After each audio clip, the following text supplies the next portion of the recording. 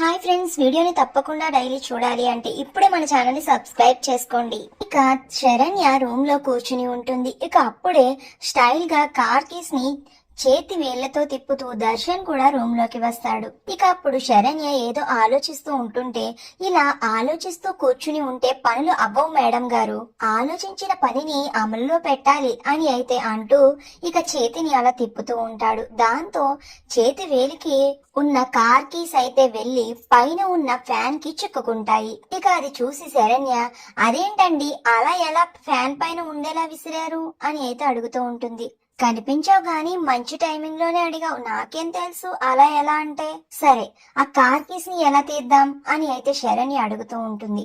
నాకు ఒక ఐడియా వచ్చింది, ఇలా రా అని అయితే శరణ్యని దగ్గరకు రమ్మని ఇక శరణ్యని తన చేతులతో పైకి వెత్తుతూ ఆ పైనున్న కార్ కీస్ ని అందుకోమంటాడు. ఇక శరణ్య ఎంత పైకి ఎత్తినా సరే ఆ కార్ కీస్ అందకపోయేసరికి చాలా కష్టపడుతూ ఉంటుంది. ఇక తరువాత కార్ కీస్ అయితే శరణ్య చేతికి అందుతాయి. ఇక అది చేసి, ఏవండి కార్ కీస్ అందేశాయి అని చాలా సంతోషపడుతూ దర్శన్ వైపు ప్రేమగా చూస్తుంది. ఇక దర్శన్ కూడా శరణ్య కళ్ళల్లోకి కళ్ళు పెట్టి అలా ఎత్తుకునే శరణ్య కళ్ళల్లోకి కళ్ళు పెట్టి దర్శన్ చూస్తూ ఉంటాడు. ఇక కొద్ది కొద్దిగా కుందకు వదులుతూ శరణ్యని కళ్ళల్లోకి కళ్ళు పెట్టి అలా చూస్తూ తన పెదవులపై ముద్దు పెట్టడానికి ట్రై చేస్తూ ఉంటాడు.